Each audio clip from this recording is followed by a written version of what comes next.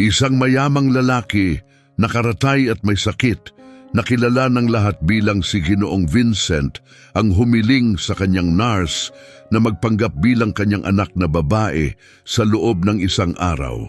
Ilang oras lamang ang lumipas nang siya ay nagulat nang pumasok ang kanyang asawa sa silid kasama ang isang abogado at ang kanyang testamento. Samantala, si Elena ay nakaupo sa maliit na mesa ng kanyang kusina, napapalibutan ng tambak ng mga hindi na bayarang bayarin at mga anunsyo ng trabaho mula sa pahayagan. Siya ay napabuntong hininga ng malalim, binibigatan ng kalungkutan at mga responsibilidad na nakapatong sa kanyang balikat. Sa edad na 28, si Elena ay isang nurse na ang matibay na determinasyon ay taliwas sa kanyang masilang anyo. Ang kanyang kulay, light brown na buhok at berdeng mata ay nagpapakita ng maingat at mapag-alagang pagkatao. Lumaki sa ampunan, siya ay lubos na nag-iisa, walang pamilyang maituturing na kanya. Si Elena ay umaasa lamang sa sarili sa lahat ng bagay. Kailangan ko talagang makahanap ng trabaho kaagad. Mahinang bulong ni Elena sa sarili habang ang kanyang mga daliri ay naglalakbay sa mga anunsyo ng trabaho. Kamakailan, siya ay nakararanas ng pagkahilo at ang kanyang pisikal na kalagayan ay tila lumalala. Dahil wala siyang pondo para sa sariling pagpapagamot, ang paghahanap ng trabaho ay naging mas agarang pangangailangan. Biglang, parang sagot sa kanyang panalangin, nag-vibrate ang kanyang telepono dahil sa tawag mula sa hindi kilalang numero. Punong-puno ng pag-asa, sinagot ni Elena ang tawag. Iniisip na baka ito ay tugon sa isa sa maraming resume na kanyang ipinadala. Sa kabilang linya, isang kumpiyansado at autoritatibong boses ang bumati sa kanya. Magandang hapon, ako si Vera. Naghahanap ako ng nurse para alagaan ang aking asawa. Inirekomenda sa amin ang iyong mga kakayahan. Matagal na mula nang huling makakita si Elena ng anumang oportunidad sa pag-aalaga dahil tinatanggap niya ang anumang trabahong maaari.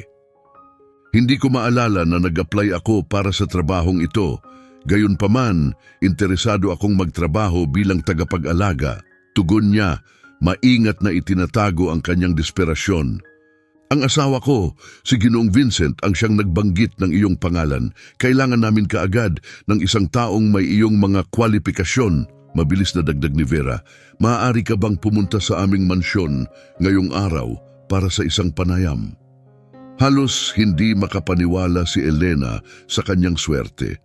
Oo, pupunta ako, agad niyang tugon.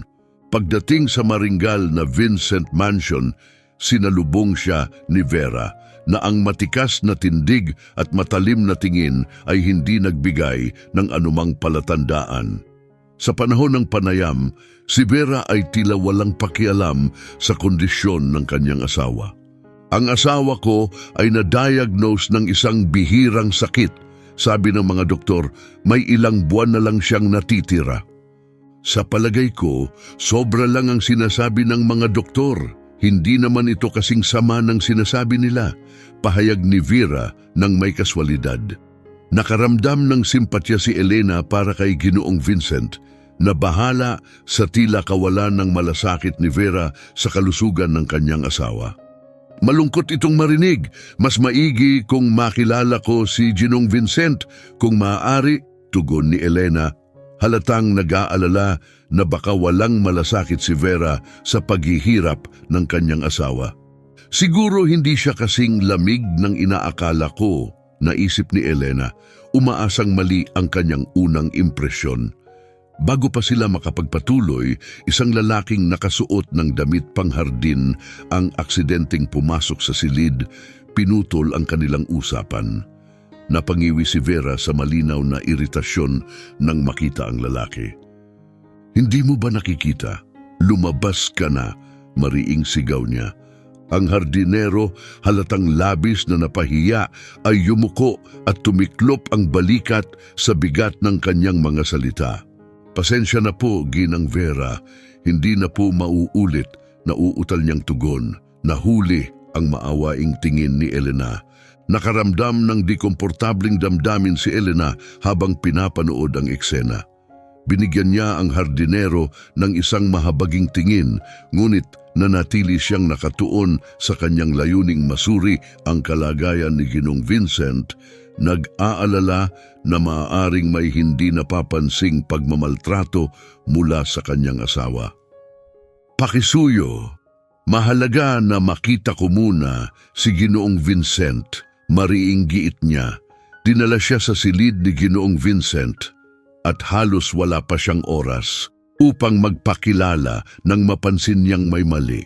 Natagpuan nila si Ginoong Vincent na nakahiga, matinding inuubo at hirap huminga. Ang kanyang mukha ay maputlang maputla habang nagpupumilit siyang makahinga. Agad na kumilos si Elena. Inayos ang kanyang posisyon upang makatulong na malinis ang daanan ng hangin at marahang tinapik ang kanyang likod upang mapadali ang paghinga. Hindi siya humihinga. Mahina niyang bulong, mabilis na kumilos upang kontrolin ang sitwasyon. Mabilis niyang inayos si Ginoong Vincent, puno ng takot na baka mawala ito. Mabilis siyang nagsimula ng chest compressions, patuloy hanggang sa marinig niya ang kanyang malakas na paghinga. Gumaan ang pakiramdam niya nang mapagtanto niyang ang kanyang agarang aksyon ay posibleng nakapagligtas ng kanyang buhay. Mas maayos na ba ang pakiramdam niyo ngayon? Tanong niya, nakatingin sa kanya ng may pag-aalala. Matapos ang nakakakabang pangyayari, si Ginoong Vincent na hirap pa rin sa paghinga ay nagawang ngumiti ng mahina bilang pasasalamat. Ang mga kamay mo parang sa isang anghel.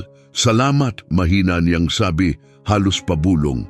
Ang kanyang mukha ay maputla, ang kanyang katawan ay napakahina, mga palatandaan na maaaring hindi siya nabibigyan ng sapat na pag-aalaga. Maayos na ako ngayon, tiniyak niya. Ang kanyang berdeng mga mata ay tahimik na nagmamasid kay Elena, puno ng pasasalamat para sa kanyang pagligtas. Napansin ni Elena ang kanyang payat na anyo. Mukha siyang kulang sa nutrisyon, hindi siya nabibigyan ng tamang pagkain. Lihim niyang iniisip, nakaramdam ng kirot sa dibdib dahil sa pagdududa kay Vera. Ikinalulugod kong malaman na maayos na kayo, Ginoong Vincent. Tugon niya, nagbigay ng isang nakapagpapalubag loob ng ngiti.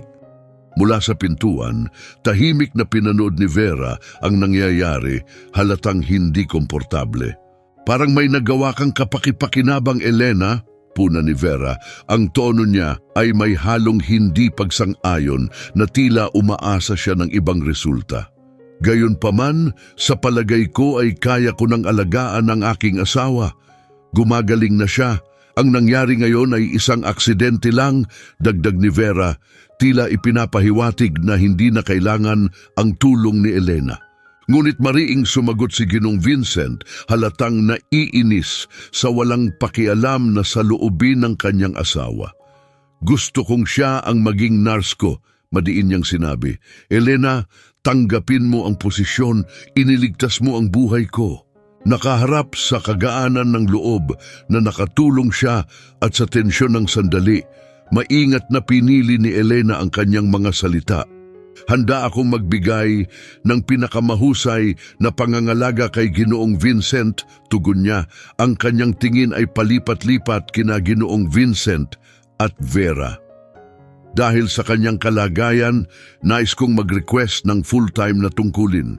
Kung maaari, hihilingin ko rin ng kahit maliit na tirahan dito, kahit maliit na espasyo o kahit itong upuan na ito para mabilis akong makaresponde.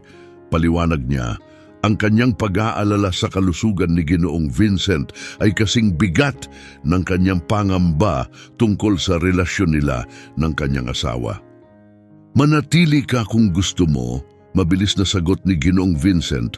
Ang pasasalamat ay malinaw sa kanyang boses habang binigyan niya si Elena ng makahulugang tingin bago binalingan si Vera. Vera, ihanda mo ang pinakamahusay na guest room para sa kanya. Iyan ang pinakamaliit na magagawa natin bilang pasasalamat sa kanyang pagligtas sa buhay ko, mariing utos niya. Pagkaraan ng ilang linggo, si Elena ay nakapag-adjust na sa kanyang bagong tungkulin bilang tagapag-alaga ni Ginoong Vincent. Ngunit habang lumilipas ang panahon, nararamdaman din niyang lumalala ang kanyang sariling kalagayan.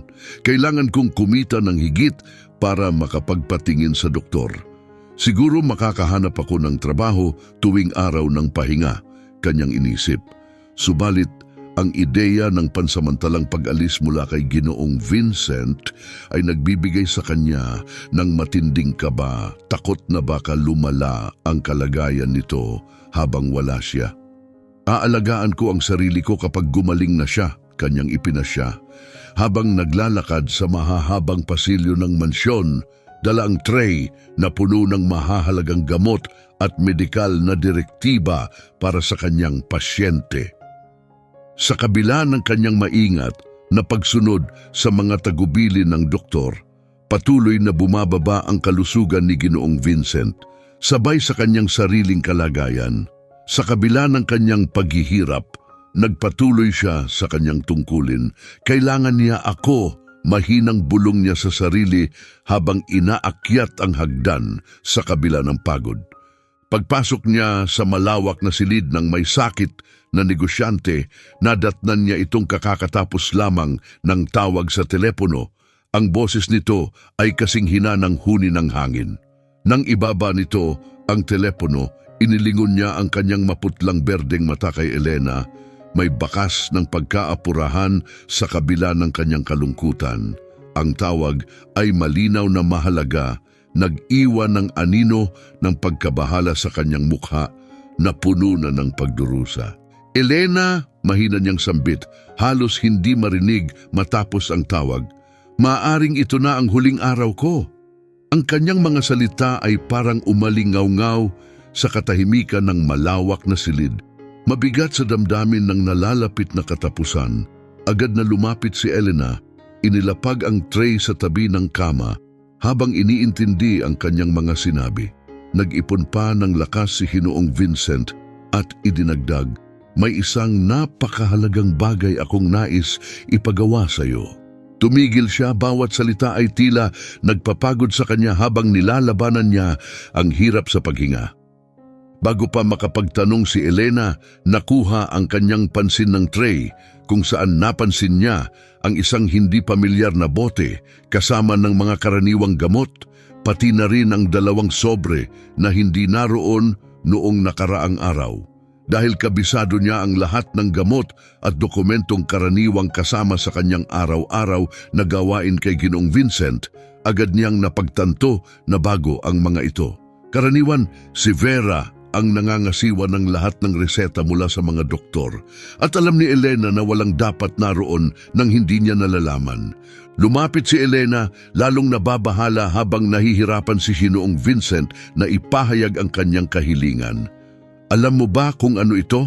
Tanong niya, itinuro ang mga hindi pamilyar na bagay sa tray. Nakipagtitigan si Ginoong Vincent sa kanya, nagmamadali kahit na halatang mahina. Ang mga ito, ang gamot na ito at ang mga dokumento ay mahalaga para sa mangyayari. Inayos ko na ang isang mapagkakatiwalaang kaibigan para ilagay ang mga ito sa tray, paliwanag niya, halos hindi marinig. Bakit may bago rito, Ginoong Vincent? Paano ako makakatulong? Tanong ni Elena, puno ng pagtatalaga sa kanyang kalagayan. Simula nang dumating siya sa mansyon, lumalim ang ugnayan nila ni Ginoong Vincent kahit limitado ang kanilang pag-uusap, kadalasan dahil sa epekto ng kanyang mga gamot. Sa kabila nito, tunay siyang nagmalasakit sa kanya at pinahalagahan ang kabutihan nito mula nang magsimula siyang magtrabaho roon. Sinubukan ni Ginoong Vincent na abutin ang kanyang kamay. Isang kilos na puno ng pasasalamat at paghingi ng tulong, ngunit nabigo siya sa kakulangan ng lakas at bumagsak ang kanyang kamay sa gilid. Elena, marami ka nang nagawa upang magbigay liwanag sa madilim kong mga araw, ngunit may isa pang bagay na nais kong hilingin. Isang huling pabor, wika niya. Ang kanyang tinig ay nabasag ng emosyon. Pakisuyo, magpanggap kang anak ko. Ayokong iwanan ang mundong ito nang wala. Naputol ang kanyang mga salita nang bigla ang pag-ubo. Iniwan si Elena na puno ng pag-aalala at masidhing pakiramdam ng tungkulin na tulungan siya sa anumang paraan. Siyempre, magpapanggap akong anak mo para sa isang araw. Kung mahalaga ito sa iyo, mahalaga rin ito sa akin. Tiniyak ni Elena ng may matibay na kumpiyansa. Bagamat sa kaloob-looban niya, nahihirapan siyang maunawaan ang bigat ng kahilingang ito. Bakit mo ito kailangang hilingin sa akin, Ginoong Vincent? Maingat niyang tanong, naghahanap ng kaliwanagan habang nagbibigay ng isang nakapagpapalubag loob ng ngiti. Gagaling ka, naniniwala ako doon, dagdag niya, mas upang palakasin ng sarili niyang pag-asa kaysa anumang katiyakan sa medikal. Ito ang huling kahilingan ko, Elena. Wala na akong natitirang oras. Pag-amin ni Ginoong Vincent, ang kanyang tinig ay mahina at napakahina. Bigla ang lumala ang kanyang kalagayan at nagsimula siyang umubo ng malakas. Agad na lumapit si Elena upang alalayan siya. Ang kanyang profesional na pagkilos ay sinamahan ng taos-pusong malasakit. Gagawin ko ito, Ginoong Vincent, o dapat bang tawagin kitang ama? Sagot niya. Sinusubukang magbiro ng bahagya upang pagaanin ang sitwasyon kahit na ang lungkot ay lumalapit na sa kanyang puso. Wala siyang sinuman kundi ako, napagtanto niya, nakakaramdam ng hindi inaasahang pagkakaisa sa kanya habang iniisip ang kanilang parehong kalungkutan. Bago pa maipaliwanag ni Ginong Vincent ang tungkol sa kanyang hiling o sa mga misteryosong gamot, biglang bumukas ang pinto ng silid. Pumasok si Vera na may tiyak na layunin, ang kanyang presensya ay matigas at mapangibabaw. Sumunod sa kanya ang isang lalaki, ang tindig nito ay nagpapakita ng awtoridad at ang kanyang suot na damit ay nagpapahiwatig ng pagiging abogado. Vincent, oras na, madiin na sabi ni Vera, binasag ang init ng sandaling kanina lamang naganap. Kailangan mong pirmahan ang testamento. Dinala ko ang abogado para siguraduhing legal ang lahat. Idineklara niya ng walang paligoy-ligoy. Ramdam ni Elena ang pagkapuno ng tensyon sa silid, kaya bahagya siyang umatras. Nagtapon ng tanong na tingin kay Ginoong Vincent. Ito ba ang dahilan kung bakit niya ako pinapanggap na anak niya? Para maiwasan ang pagpirma sa mga papeles na ito? Lihim niyang naisip. Ngunit bago pa niya magawang magtanong, nagsimula na namang bumigat ang pag-ubo ni Ginoong Vincent, nagpupumilit na makahinga. Si Vera, tila walang pakialam sa lumalalang kondisyon ng asawa, nagpatuloy sa kanyang layunin. Vincent, kailangan mo nang pirmahan ang mga papeles na ito ngayon. Mahalagang magawa ito agad. Giit niya, itinulak ang testamento patungo sa kanya. Ang kanyang mga kamay ay tila kalmado, ngunit ang mga dokumento'y bahagyang nanginginig. Si Ginoong Vincent, sa kabila ng humihina niyang katawan, ay tumingin kay Vera ng may halong pangunawa at pagsuko. Vera, kahit sa ganitong kalagayan, ito ba talaga ang pinakamahalaga sa iyo? Mahina niyang bulong, ang kanyang boses halos hindi marinig sa gitna ng kanyang mabigat na paghinga, may halong kalungkutan at pagkadismaya. Ramdam ni Elena ang biglang pagkahilo. Hindi ako dapat mahimatay ngayon. Pinilit niyang ipaalala sa sarili na katuon kay Ginoong Vincent. Bigla nag-alarm ang mga makina na nagmo-monitor sa kalusugan ni Ginoong Vincent. Ang steady na tunog ng kanyang heart rate ay naging pabago-bago, isang masamang senyales. Anong nangyayari? Sigaw ni Elena, ang kanyang boses puno ng pag-aalala habang nagmamadaling lumapit sa kanyang pasyente, isinasantabi ang sariling takot. Si Vera, na tila hindi naapektuhan ng lumalalang sitwasyon, ay lumapit pa kay Vincent, nagpupumilit. Hindi na mahalaga, kailangan niya itong pirmahan ngayon, walang pakialam sa tunog ng mga alarma. Si Ginoong Vincent nilalabanan ng huling natitirang lakas, sinubukang itaas ang kanyang kamay upang pumirma. Ngunit unti-unti siyang nawala ng malay, ang kanyang mga matay pumikit at ang kanyang ulo'y napalugmok sa gilid. Agad na tumakbo si Elena upang kunin ang resuscitation equipment. Ang kanyang kaalaman bilang nurse ay nagbigay daan sa mabilis niyang kilos. Nasa shock siya, sigaw niya. Humarap kay Vera na ang tingin ay pinaghalong pagsusumamo at pag-akusa. Pwede bang maghintay ito? Kailangan niya ng tulong ngayon. Ngunit lumala na ang sitwasyon.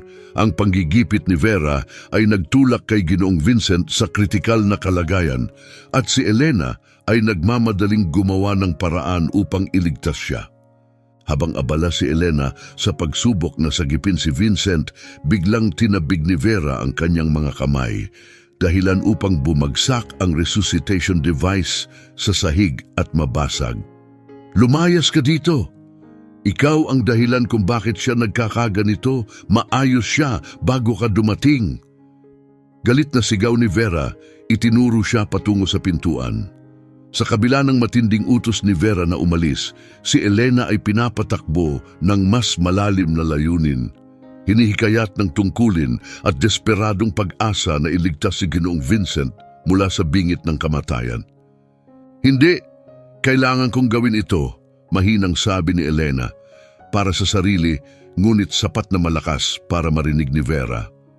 Ang kanyang determinasyon ay matatag sa kabila ng emosyonal na kaguluhang dulot ni Vera.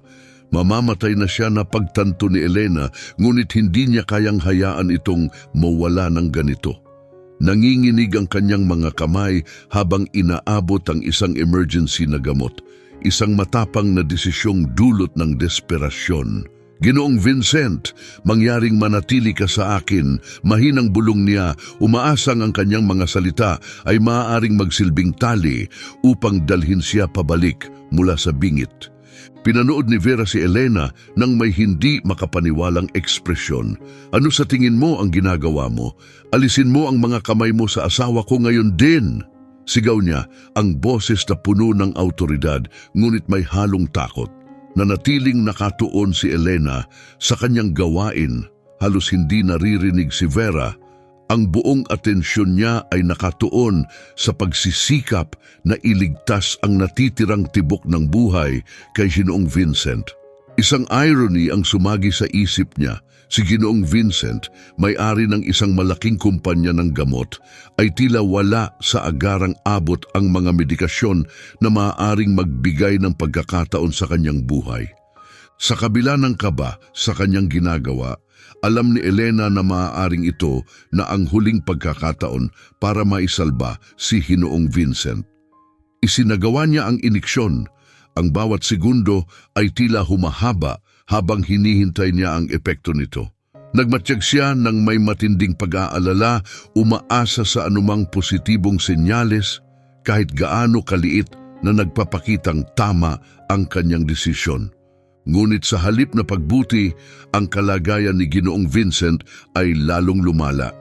Ang kanyang humihingal na paghinga ay naging mas hindi regular at ang kanyang kulay ay naging mas maputla, halos abo. Hindi ito maaaring mangyari, mahina niyang sinabi sa sarili. Ang bigat ng sitwasyon ay parang ulap ng kalungkutan na bumabalot sa kanya. Gusto ko lang tumulong, hikbi niya habang pinindot ang emergency button na minsang iminungkahi niyang ipalagay ni Ginoong Vincent sakaling magkaroon ng ganitong biglaang pangyayari. Habang lumalala ang kondisyon ng kanyang asawa, mas lalong nag-init ang galit ni Vera kay Elena. Hindi mo man lang siya nailigtas bago niya napirmahan ang mga papeles. Tama na, sapat na ang pinsalang nagawa mo. Lumayas ka sa bahay ko ngayon. Utos ni Vera, hindi matinag ang boses. Naramdaman ni Elena ang bigat ng pagkakasala habang si Vera ay nagbantang, patawagin ko ang seguridad para palabasin ka bago iniwan ang silid kasama ang abogado. Na naiwan sandali kasama si Ginoong Vincent, mabilis na itinago ni Elena ang mga dokumentong naroon sa kanyang bulsa bago pa bumalik ang sinuman. Maghintay ka, Gagawa ako ng paraan para matulungan ka. Sinubukan niyang patahanin ang naghihirap na lalaki. Ngunit dumating na ang isang gwardya at isang kasambahay upang siya'y palabasin. Habang dinadala siya palabas, ramdam ni Elena ang pagkahilo. Hindi lamang dahil sa emosyonal na kaguluhan, kundi pati na rin sa biglaang pagkahilo na nagpadali sa bawat hakbang. "Bilisan mo!" mura ng gwardya. "Gusto ko lang siyang iligtas," naisip ni Elena. Ang kanyang paninindigan ay humina habang tinulak siya ng gwardya, dahilan upang matumba siya sa driveway ng mansyon. Nakahandusay sa lupa, mahina at hilo, naramdaman niyang iniwan siya. Ang gwardya, iniisip siyang wala ng halaga, ay basta siyang iniwan doon at bumalik sa loob, hindi man lang lumingon. Matapos ang matinding sagupaan at makita ang lumalalang kalagayan ni Ginoong Vincent, halos mawalan ng malay si Elena. Napaupo siya sa damuhan upang magpahinga. Sa kanyang kahinaan, lumapit ang hardinero ng bahay at inalok ang kanyang braso upang tulungan siyang tumayo. "Ayos ka lang ba?" tanong nito sa mahinahong boses na kabaligtaran ng kanyang magaspang na anyo. "Ayos lang ako. Si Ginoong Vincent ang hindi," sagot ni Elena, nagpapasalamat sa suporta ng hardinero habang inaasahan ito upang makatayo. Sa dikalayuan, narinig niya ang paparating na sirena ng ambulansya. Agad na tinawag upang tugunan ang kalagayan ni Ginoong Vincent. Mula sa unang pagkagulat, nabalot si Elena ng matibay na determinasyon. "Kailangan kong pumunta sa ospital," bulong niya sa sarili, higit pa kaysa sa hardinero. Hindi niya matanggap ang ideya na iwan si Ginoong Vincent sa ganoong kritikal na kalagayan, lalo na't halatang walang pakialam ang asawa nito sa kanyang kalusugan. Alam niyang pipigilan siya ni Vera na sumama kay Ginoong Vincent sa ambulansya, kaya't dahan-dahan siyang naglakad papunta sa malapit na paradahan ng taxi. Nilalabanan ang pagkahilo at panghihina na halos magpabagsak sa kanya. Mabigat ang bawat hakbang, lalo na't ilang linggo na rin siyang masama ang pakiramdam. Ngunit ang kagustuhang manatili sa tabi ni Ginoong Vincent ang nagbigay sa kanya ng lakas. Huminto siya ng taxi at umupo sa likod, isinandal ang sarili upang makapag-ipon ng lakas. Habang sinusubukang magpahinga, napatingin siya sa bulsa ng kanyang uniforme kung saan nakatago ang mga hindi pa nabubuksang sobre.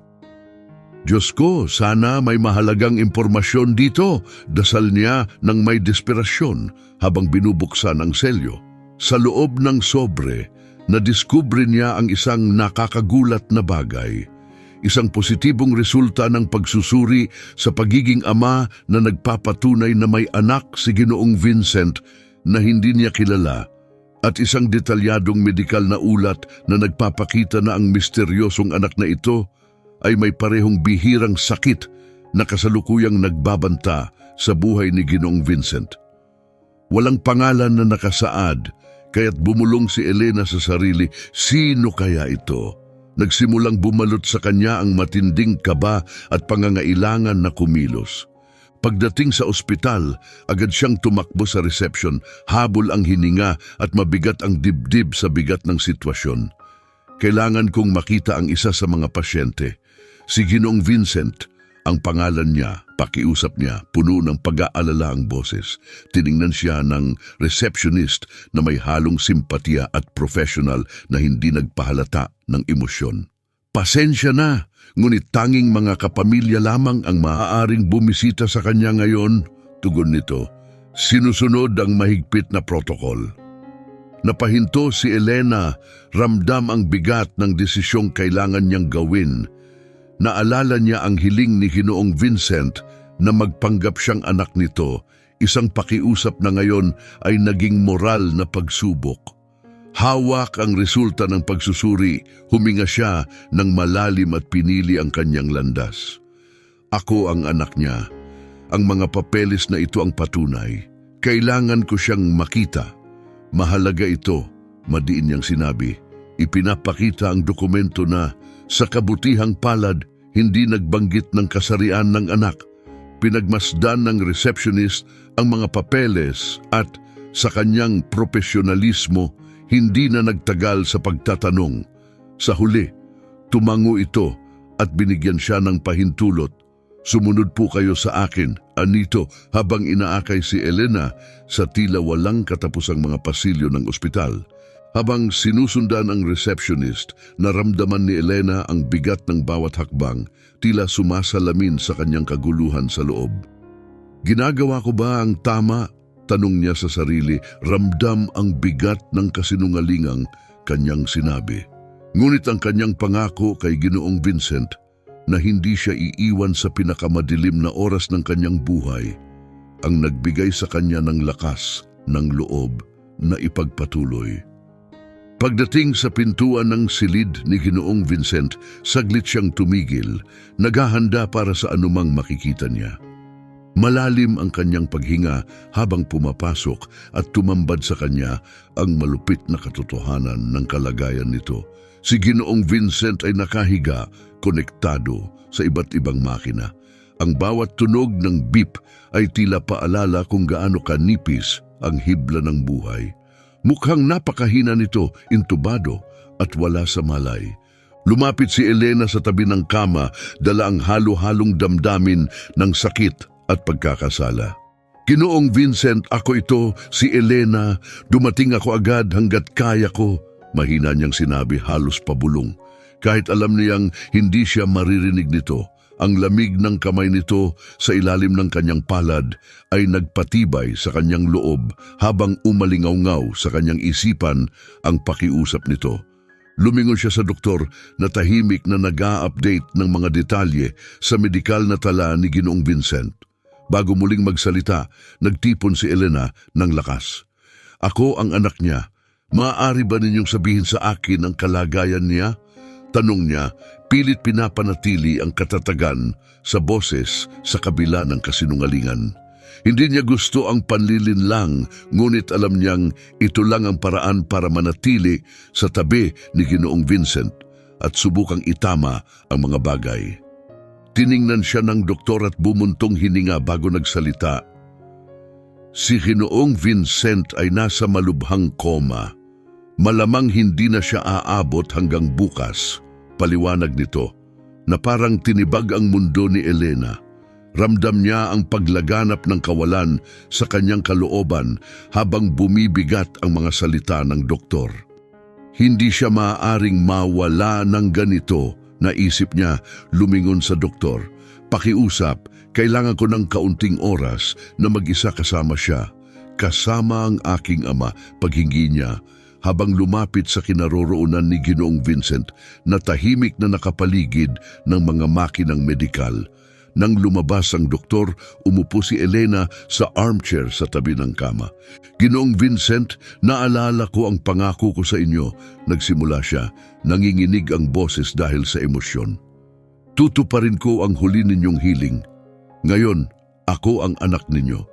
Hinawakan niya ang kamay nito at sa gitna ng kanyang mga luha, idinagdag ni Elena, isipin ninyo na parang magkasama tayong mag-ama sa isang perpektong araw sa dalampasigan, malaya sa sakit, puno ng kwento at tawanan. Sisimulan natin ang umaga ng masaya at magaan at tatapusin ang hapon habang nagkakape sa tabi ng dagat. Iyon ang magiging araw natin. Nanatili sa hangin ang mga salita ni Elena, isang pinaghalong pag-asa at lungkot na tila nagbibigay ng kaunting aliw at kagalakan. Biglang bumukas ang pinto ng silid, binasag ang katahimikan sa di inaasahang pagdating ni Vera. Ang kanyang presensya ay nagdala ng malamig at mapanuksong hangin habang ang kanyang tingin kay Elena ay puno ng galit. Ano ang ginagawa mo rito? Madiin niyang tanong, ang matalim niyang boses ay nag-echo sa mga dingding. Akala ko malinaw na ang sinabi ko pero halatang hindi mo na intindihan. Tinatanggal kita, Elena. Gusto kong lumayo ka sa asawa ko. Sa kabila ng matinding pagod at panghihina, tumayo si Elena na puno ng determinasyon. Hindi mo ako kayang tanggalin. Ako ang anak niya, madiin niyang sagot. Pilit hawak ang isang sobre, alam ang panganib ng kanyang kasinungalingan. Walang ibang pagpipilian si Elena kundi magsinungaling kay Vera dahil kung hindi, mapipilitan siyang iwan ang lalaking iniwan na ng isang asawa na tila sabik nang hintayin ang kanyang pagkawala. Vera, nang harapin ang paratang at ang halatang kasinungalingan, ay tumawa lamang, isang malamig at mapanuyang tawa na tila lubhang hindi angkop sa seryosong sitwasyon ng buhay at kamatayan. Ikaw, ang anak niya, napaka nakakatawa. Tingnan mo ang sarili mo, ang pananamit mo, ang buong kilos mo. Kailanman ay hindi ka babagay sa pamilya namin, sabi ni Vera nang may paghamak na para bang pinapaliit ang pagkatao ni Elena. Ngunit hindi umatras si Elena. Wala akong pakialam sa iniisip mo, sagot ni Elena. Tinipon ang natitirang lakas niya. Mananatili ako dito. Hindi ko siya iiwan mag-isa. Bigla namang naputol ang kanilang mainit na sagutan sa pagdating ng mga medikal na tauhan na tinawag ni Vera. Ang babaeng ito ang nagpapagulo sa pasyente, kailangan siyang alisin agad. Mariing utos ni Vera, itinuturo si Elena habang papalapit kay Vincent. Labis na nalito si Elena at sa bigat ng sitwasyon nahilo siya at bumagsak. Pabulong na ipinapahayag ang paninindigan niyang manatili sa tabi nito. Sa kanyang pagbagsak, natanaw niya ang mga daliri ni Vincent na bahagyang gumalaw. Isang nakakagulat na sinyalis ng sigla. Gumalaw siya, mahinang sambit ni Elena habang nagmamadaling tinutulungan siya ng mga doktor. Ngunit mariin pa ring iginiit ni Vera na huwag pansinin ang sinabi niya. Ang babaeng ito ay puro gulo lang. Ni hindi niya kayang bayaran ang pananatili niya rito, malamig na sabi ni Vera. Ang mga salitang ito'y umalingaw-ngaw sa isip ni Elena habang unti-unting bumalot ang kadiliman sa kanyang kamalayan. Nang magkamalay si Elena, natagpuan niya ang sarili sa isang madilim na silid ng ospital. Sumilay ang matinding kaba sa kanyang dibdib habang pinagmamasdan ang marangyang paligid. Hindi ko kayang manatili rito. Wala akong pambayad. Naisip niya, pilit inaalis ang mga IV lines mula sa kanyang mga braso sa kabila ng kirot na sumasakop sa kanyang katawan. Sa kabila ng pananakit ng kanyang mga kalamnan, hindi niya hinayaang manaig ito. Sa paglingon niya, nakita niya ang kanyang bag at isang sobre na may mga resulta ng medikal na pagsusuri ni Ginoong Vincent sa upuan malapit sa kanya. Parang iniwan ito ng isang nurse, mahinang bulong niya sa sarili. Alam niyang mahalaga ang bawat sandali para kay Ginoong Vincent, kaya't agad niyang kinuha ang sobre at ang kanyang telepono. Nanginginig ang kanyang mga kamay habang tinatawagan ang numero ng Pharmaceutical Institute na nakalista sa papel.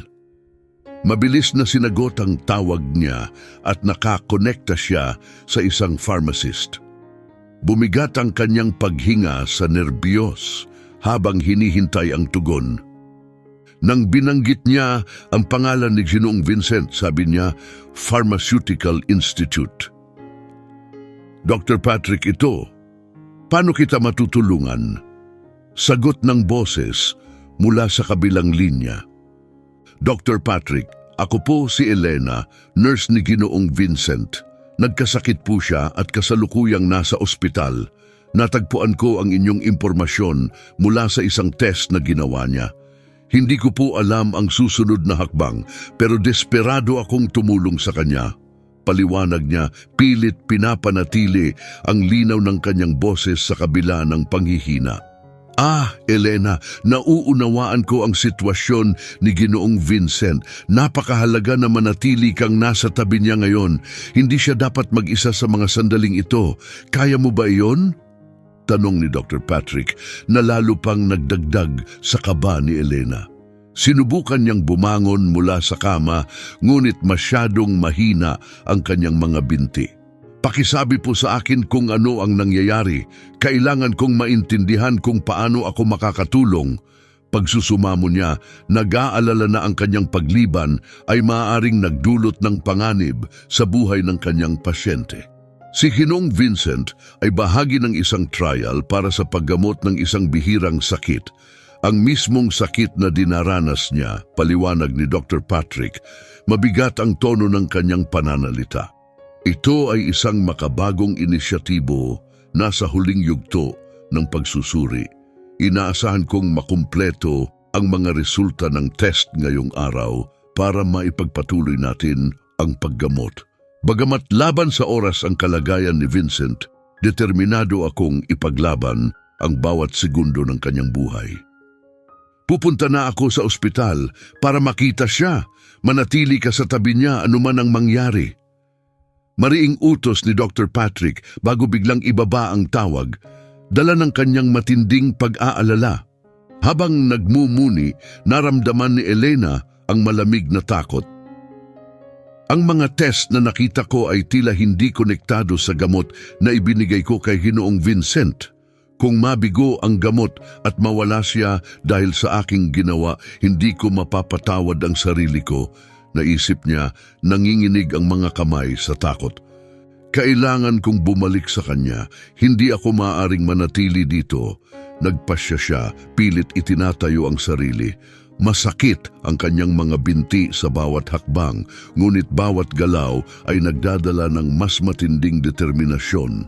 Sa kabila ng panghihina, ang kanyang paninindigan ay lumakas. Paparating na ako, Ginoong Vincent. Kumapit lang kayo.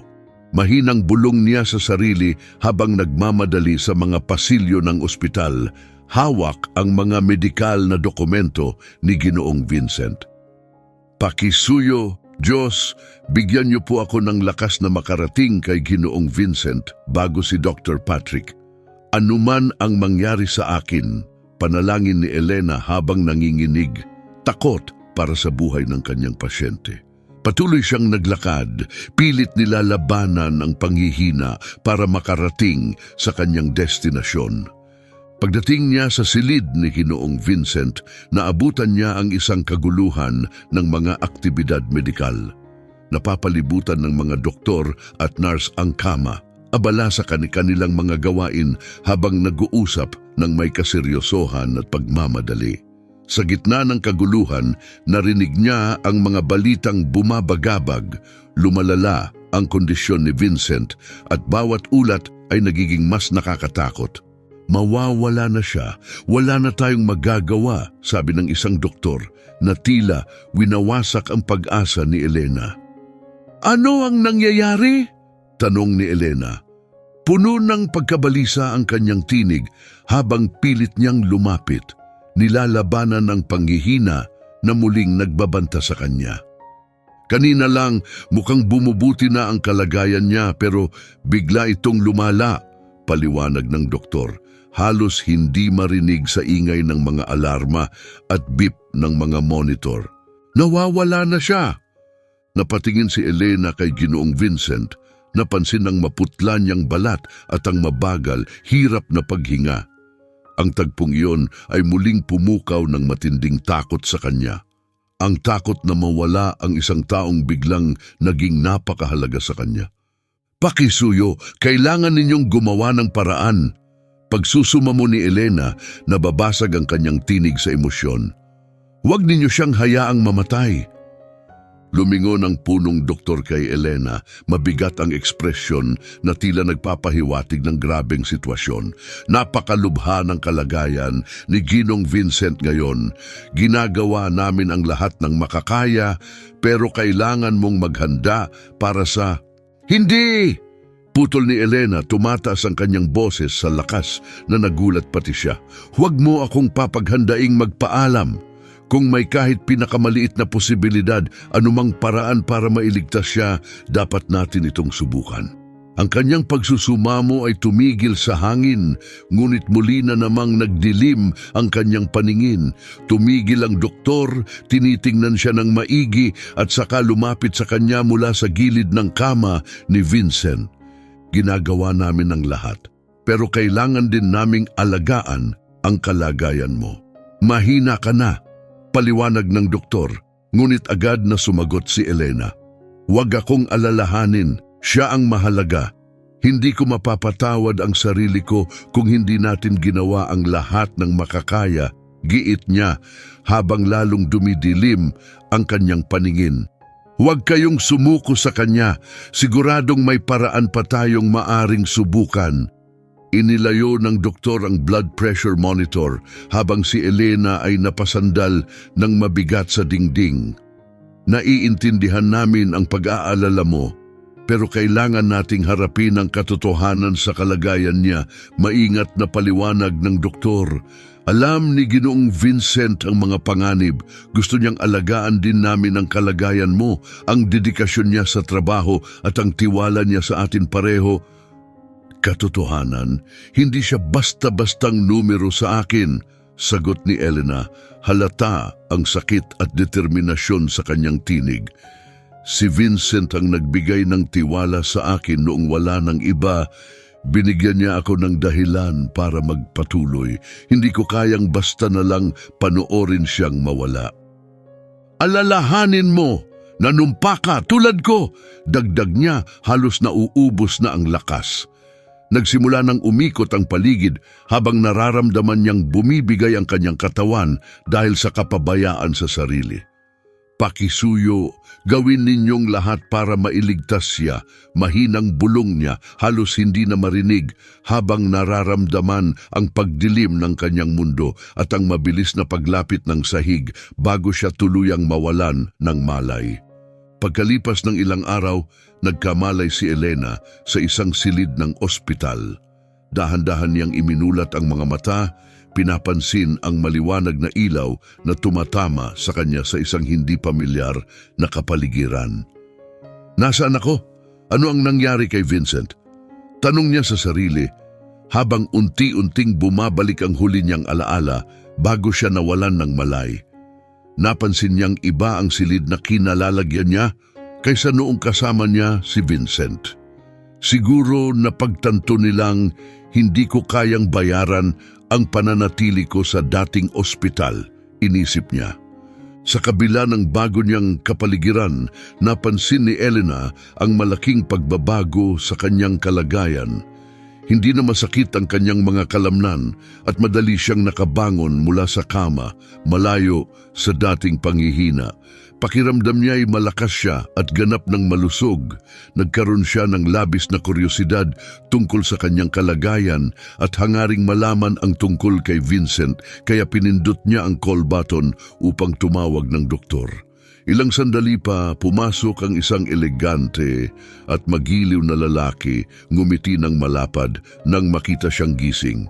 Elena, masaya akong makita kang muling gising. Ako si Dr. Patrick. Bati nito habang papalapit sa kanyang kama. Ako ang pinagkakatiwalaang doktor at pharmacist ni Ginoong Vincent. Nag-usap tayo sa telepono nun. Ginoong Vincent, kumusta na siya? Kailangan kong malaman, tanong ni Elena, halata ang pag-aalala sa kanyang tinig. Nagbigay ng nakakaaliw ng ngiti si Dr. Patrick. Lahat ng bagay ay ipapaliwanag sa iyo maya-maya. Parating na ang doktor na nangangasiwa sa kanya, tugon niya. Pilit na pinapawi ang takot ni Elena. Hindi ko lubos na maipaliwanag ang pasasalamat ko para sa ginawa mo para kay Vincent. Inilagay mo ang sarili mong kalusugan sa panganib para matiyak na maalagaan siya. Bihira ang taong tulad mo, dagdag ni Dr. Patrick. Tinanggap niya ang pasasalamat ni Elena, ngunit natigil ito nang dumating ang isa pang doktor. Agad na pinaulanan ni Elena ng mga tanong ang bagong dating tungkol sa kalagayan ni Vincent. Ngunit nakatuon ang atensyon ng doktor sa kalagayan ni Elena. Napakaganda ng lagay ng kalusugan mo. Salamat sa paggamot, komento ng doktor habang tinitingnan ng monitor na nagpapakita ng tibok ng kanyang puso. Hindi ko kayang bayaran ang paggamot dito. Aminado ni Elena sa dalawang doktor, bakas sa kanyang mga mata ang hirap ng kanyang kasalukuyang kalagayan. Wala akong trabaho ngayon, dagdag niya, ramdam ang bigat ng sitwasyon matapos mawala ng trabaho at iniisip kung ano ang naghihintay sa kanya. Nag-aalala rin siya para kay Vincent at kung may nag-aalaga pa ba rito na kasing dedikado niya. Mabilis siyang pinalubag ni Dr. Patrick. Huwag kang mag-alala tungkol sa gastusin. Sasagutin ng ospital ang lahat dahil sa hindi matatawarang dedikasyon mo kay Ginoong Vincent. Tungkol naman sa trabaho mo, may isang bagay kang kailangang makita matapos kang ma-discharge. Naging interesado si Elena ngunit sinubukang pigilan ng sarili na umasang makakahanap agad ng bagong trabaho lalo na't malabong suportahan siya ni Vera. Ayos lang, gagawa ako ng paraan marahil pagkatapos kong makapasa sa ilang certification tests, inisip niya. Pagkatapos siyang ma-discharge, sinamahan siya ni Dr. Patrick sa malaking bahay ni Vincent. Narito ba tayo para kunin ko ang mga gamit ko? Tanong niya, nakatingin sa bahay na naging kanlungan niya sa mga panahong pinakamahirap sa kanya. Hindi, may isang taong naghihintay sa loob para sa'yo, inihayag ni Dr. Patrick na may ngiti. Babalik ako mamaya, kailangan ko lang puntahan ang isang proyekto sa institute. Matapos magpasalamat at magpaalam kay Dr. Patrick, naglakad si Elena papunta sa mansyon, bakas sa mukha ang kaba at pananabik. Ngunit pagpasok niya sa sala, natigilan siya sa labis na pagkagulat nang makita si Vincent na nakatayo roon, nakangiti habang binabati siya. Hindi ako makapaniwala sa nakikita ko, bulalas niya, nagningning ang kanyang ekspresyon sa sobrang tuwa. Salamat Diyos ko! Panalangin niya ng mahina, labis na namangha na makita ang kanyang pasyente na mukhang malusog. Paano ito nangyari? Tanong niya habang lumapit si Vincent sa kanya. Sa napakaraming buwang inalagaan niya ito, ni minsan ay hindi niya nakita si Vincent na bumangon mula sa kama, palaging nakatali sa kanyang kalagayan. Napakagaling! Naglalakad ka na! Masaya niyang sinabi, sabik na naghihintay na tuluyang makalapit si Vincent. Si Vincent, halatang natutuwa sa kanyang bagong lakas, ay mabilis na lumapit at niyakap siya ng mahigpit. Elena, ilang beses mo na akong nailigtas ng hindi mo namamalayan, pero may mas malalim na kwento tungkol sa atin na kailangan mong malaman, sabi niya, puno ng lakas ang kanyang boses. Kailangan kong itago ang ilang bagay, patawad, pag-amin ni Vincent. Napaurong si Elena, nababahala sa bigat ng tingin ni Vincent. Bakit mukhang balisa siya, naisip niya bago muling ngumiti. Kaya, pakiusap, ibahagi mo sa akin. Sinubukan kong unawain ang lahat ng nangyari. Pero marami pa rin akong tanong, sino ang anak mo? Nailigtas mo rin ba sila? Huminga ng malalim si Vincent, halatang puno ng emosyon ang kanyang mga mata habang nakatitig kay Elena. May anak nga ako, inamin niya, puno ng damdamin ng boses. Ni hindi ko alam kung sino siya hanggang sa lumala ang aking kalagayan. Tumagal bago makumpirma sa mga pagsusuri, pero nailigtas ko siya. Paliwanag niya na nagbigay kay Elena ng ginhawa at kasiyahan. Masaya akong makita siyang malusog, nakatayo at ngumingiti sa akin ngayon, pagtatapos niya, na nagdulot ng matinding pagkabigla kay Elena. Hindi maikakaila ang kanyang pagkamangha. Ang revelasyon ay masyadong mahirap paniwalaan. Ano ang sinabi mo? Tanong niya. Nanginginig ang boses sa emosyon. Pwede mo bang ulitin iyon? Baka mali ang dinig ko. Ngumiti ng mainit si Vincent bago ulitin. Ikaw ang anak ko, Elena. Ang anak ko. Ang boses niya ay puno ng kasiyahan habang niyayakap siya ng taos-puso. Ako? Paano ito nangyari? Naiangal niya. Dumadaloy ang luha sa kanyang mukha. Ang tinutukoy mo ba ay nung pinakiusapan mo akong magpanggap bilang anak mo? Naghahanap ng paliwanag si Elena. Natatakot na baka isa itong mapanlin lang na biro dahil ang pinakamatinding hangarin niya ay ang magkaroon ng pamilyang maituturing na kanya. Ngumiti si Vincent ngunit halata ang lungkot sa kanyang ekspresyon. Oo, Elena, ikaw ang anak ko. Pinaarte kita noon bilang anak ko dahil akala ko malapit na ang katapusan ko. Ayokong mahanap mo ang iyong ama tapos mawala siya kaagad, paliwanag niya. Alam ko ang mga taon mong ginugol sa ampunan, ang pangarap mong makita ang iyong ama. Hindi ko kayang sabihin ang totoo nung akala ko iyon na ang huling araw ko. Patawad, Elena, sa pagtatago ng katotohanan ito. Pinilit ni Elena unawain ang bawat patong ng katotohanang inilalahad ni Vincent, ngunit hindi niya mapigilan ang bugso ng emosyon na bumalot sa kanya. At ang nanay ko? Tanong niya, halos nababasag ang boses sa paparating na luha. Ano ang nangyari sa kanya? Paano hindi mo nalaman na ikaw ang tatay ko? Bumagsak ang tingin ni Vincent, malinaw na nababalot ng lungkot ang kanyang mukha. Ako at ang nanay mo ay kasal noon, pero hindi niya ako minahal. Hindi siya masaya at pinili niyang umalis isang araw upang sumama sa iba nang walang kahit isang paalam. Hindi ko alam noon na buntis siya sa'yo nung iniwan niya ako. Kung alam ko lang, Elena, ibang-iba sana ang naging buhay natin. Malungkot niyang sinabi. Iniwan ka niya sa ampunan pagkatapos kang ipanganak at hindi nagtagal ay pumanaw din siya. Habang tumigil sa pagsasalita si Vincent, tuluyan nang dumaloy ang luha ni Elena. Sana iba ang nangyari. Mahina niyang bulong, nagdadalamhati sa relasyong hindi niya kailanman naranasan sa kanyang ina at sa mga taong nawala sa piling ng kanyang ama. Lumapit si Vincent at niyakap siya ng marahan. Ngayon, sa wakas ay may pamilya na ako. Dapat akong magpasalamat sa Diyos araw-araw para sa biyayang ito, pabulong niyang sinabi, habang kapwa sila nakahanap ng kaunting ginhawa sa kanilang bagong koneksyon. Bagamat malalim ang nararamdaman, hindi pa rin maalis ang kuryosidad ni Elena. Paano mo nalaman na ako ang anak mo? Tanong niya, pilit na binubuo ang kalituhan sa kanyang isipan. Naging seryoso ang ekspresyon ni Vincent habang inihahanda ang sarili sa pagkukwento. Si Vera alam na malubha na ang kalagayan ko, kaya nagsimula siyang maghanap kung may mga posibleng tagapagmana ng ari-arian ko. Pero hindi niya kailanman binanggit ang tungkol sa'yo. Isang araw, habang naghahanap ako ng gamot, napansin ko ang isang litrato mo. Nang makita ko iyon, parang may kumurot sa puso ko. You looked exactly like your mother noong edad mo. Kaya naman kumuha ako ng investigator, paliwanag niya. Lumambot ang kanyang boses habang patuloy, natuntun ka ng investigator, pero hindi pa rin ako sigurado kung magkaugnay tayo.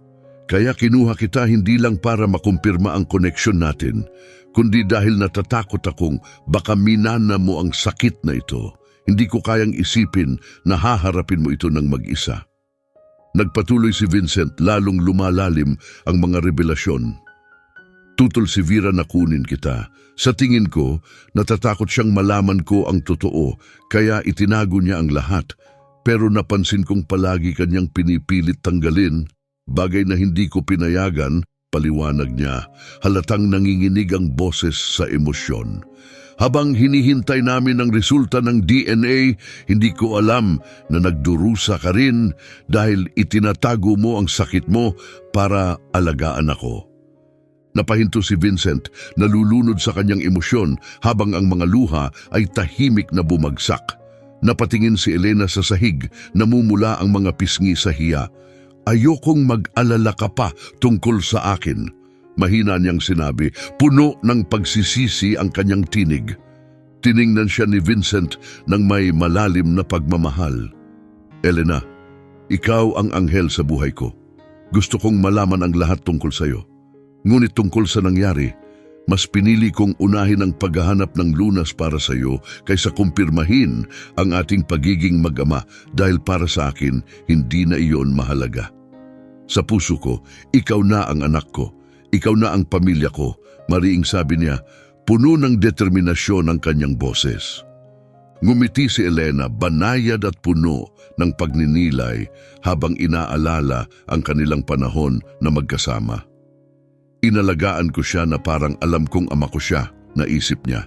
Naalala ang mga araw na buong puso niyang pinagsilbihan si Vincent, masaya na makapagbigay ng tulong. Nanatiling seryoso si Vincent habang inihahayag ang buong saklaw ng pagtataksil na kanyang natuklasan. Nang dumating ang resulta ng DNA, hindi ko nagawang sabihin sa iyo ang totoo nang walang panganib na baka mamatay ako agad pagkatapos at iwan kang nagdurusa. Higit pa roon, inihayag din ng mga pagsusuri na nilalason ako ni Vera upang pabilisin ang pagbagsak ko at makuha ang ari-arian ko. Napahinto siya, pinunasan ng kanyang luha at sinubukang bumawi mula sa nakagugulat na revelasyon. Ang pagkatuklas ng ginawa ni Vera ay labis na sumakit sa akin. Ngunit lalo nitong pinatatag ang aking determinasyon na protektahan ka, ang aking lehitimong anak at tanging tagapagmana. Pinroseso ni Elena ang dagat ng mga revelasyon. Ang kanyang emosyon ay isang buhawi ng ginhawa, galit at lungkot mula sa mga panlilinlang na natuklasan niya. At ano ang gagawin natin ngayon tungkol kay Vera? Tanong niya. Tumigas ang tingin ni Vincent, puno ng determinasyon. Kinuha ni Dr. Patrick ang mga sample ng dugo ko habang nasa ospital na nagpapatunay ng ginawa ni Vera. Naghihintay na lang ang mga abogado niya na pirmahan ko ang testamento pabor sa kanya, pero inaresto siya habang nakakonfine ka. Ang hustisya ay nagsisimula ng manaig at haharapin ni Vera ang mga parusa para sa kanyang mga krimen, paliwanag niya ng may mariing kumpiyansa. Pero paano naman ang sakit mo? Tanong ni Elena, halatang nag-aalala. Ang lunas na nabanggit mo, ito ba'y pangmatagalan? Lumiwanag ang ngiti ni Vincent, bakas ang isang sinag ng pag-asa sa kanyang mukha. Oo, ang lunas, tumango siya. Natuklasan ito ng aming medical team. Ang gamot na ibinigay mo sa akin ay bahagi ng eksperimental na paggamot na iyon. Salamat sa Diyos, ito'y naging epektibo. Iniligtas tayo pareho. Kulang ang oras para magkabisa ito sa akin sa normal na kalagayan. Pero ang pag-aalaga mo ang naging dahilan ng pagkakaiba, Elena. Tayo'y parehong magaling na. May buong kinabukasan na naghihintay sa atin ngayon. Isang bugso ng ginhawa at kasiyahan ang bumalot kay Elena. Napakaganda niyan. Kaya pala may pag-asa talaga para sa ating dalawa? Tanong niya habang ang ngiti niya ay tumagos sa mga luhang dumadaloy. Oo, kumpirmang sagot ni Vincent. Ang ngiti niya ay sumasalamin sa saya ni Elena. Nag-book na ako ng mga tiket para sa isang biyahe pagkatapos mong ma-discharge mula sa ospital. Ano, narinig mo ako habang nasa koma ka? Tanong ni Elena, puno ng emosyon ang tinig. Oo, anak, mainit na sagot ni Vincent. Narinig ko ang iyong mga plano at pangarap. Gagawin ko ang lahat upang matupad natin ang espesyal na araw sa tabing dagat at marami pang iba na darating. Nagningning ang mga mata ni Elena, puno ng pasasalamat at pagmamahal. Salamat Dad sa lahat, taos puso niyang sinabi. Ang salitang Dad na narinig ni Vincent sa unang pagkakataon ay labis na tumimo sa kanyang puso. Ako ang dapat magpasalamat, anak. Napakasaya ko na narito ka sa buhay ko. Tugon niya, puno ng emosyon ang kanyang boses. Pagkatapos ng kanilang makahulugang pag-uusap sa opisina ni Vincent, magkasamang hinarap ng mag-ama ang hamon ng pagsasaayos ng kanilang relasyon at ang legal na usaping dulot ng panlilinlang ni Vera. Naparusahan si Vera na hatulan ng pagkakakulong dahil sa kanyang mga panloloko upang makuha ang yaman ni Vincent at sa paglalagay sa panganib ng kanyang kalusugan. Sa malaking pagbabago ng kalagayan ni Vincent, dulot ng tagumpay ng medikal na breakthroughs ng kanyang kumpanya, tinupad niya ang kanyang pangako kay Elena. Nagkaroon sila ng di malilimutang araw sa tabing dagat, isang selebrasyon ng paggaling ni Vincent at ng bagong simula ng kanilang buhay bilang mag-ama. Napuno ang araw ng halakhakan, makabuluhang pag-uusap at mga plano para sa hinaharap, Isang simula ng maraming masasayang sandaling kanilang pagsasaluhan. Ipinakita ni Elena ang dedikasyon sa kanyang bagong tungkulin sa Pharmaceutical Institute ni Vincent. Gamit ang kanyang kaalaman bilang nurse, pinangunahan niya ang isang training program para sa ibang mga nurse na nakatuon sa pagkilala ng mga palatandaan ng pang-aabuso na lagpas sa pisikal na aspeto. Ang kanyang inisyatibo ay nagturo sa mga profesional sa pangangalagang pangkalusugan kung paano makita ang mas banayad na anyo ng pagdurusa. Kaya't nabigyan sila ng kakayahang maging mas maingat na tagapagtaguyod para sa kanilang mga pasyente. Ang bagong direksyong ito ay hindi lamang nag-angat sa reputasyon ng Institute sa komunidad ng pangangalagang pangkalusugan, kundi ginawa ring isang mahalagang bahagi si Elena sa paglaban sa domestic abuse at kapabayaan. Gamit ang kanyang sariling mahirap na karanasan, naging inspirasyon siya para sa iba na nagbigay ng bagong sigla sa laban para sa mga karapatan ng mga inaabuso. Hango sa tapang at malasakit ng kanyang anak, inilaan ni Vincent ang malaking bahagi ng yaman at mga mapagkukunan ng Institute upang palawakin ang nasimulang advokasya ni Elena. Naglunsad siya ng mga awareness campaign at nakipag-alyansa sa mga organisasyong nagtataguyod ng karapatan ng mga pasyente na pinalawak pa ang epekto ng Institute sa mas malaking saklaw. Ang sama-samang pagsisikap na ito ay naging isang mahalagang hakbang sa laban kontra pang-aabuso kung saan si Elena ang nasa unahan, ginagawang makapangyarihang sandata ang kanyang personal na kwento para sa sosyal na pagbabago.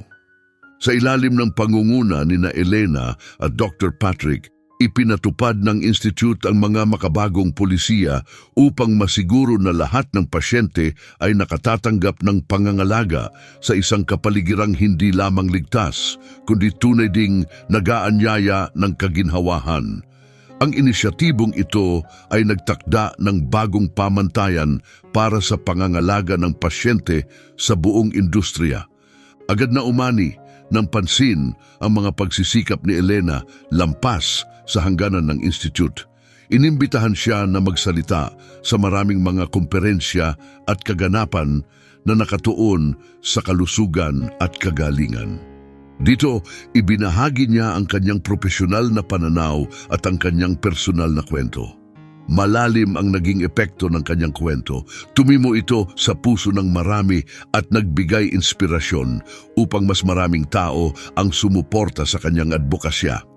Magkasamang muling binuo ni na Elena at Vincent bilang mag-ama ang kanilang mga buhay batay sa respeto, paghanga at malalim na pagmamahalan na nagtaguyod sa kanila sa mga hamon ng nakaraan.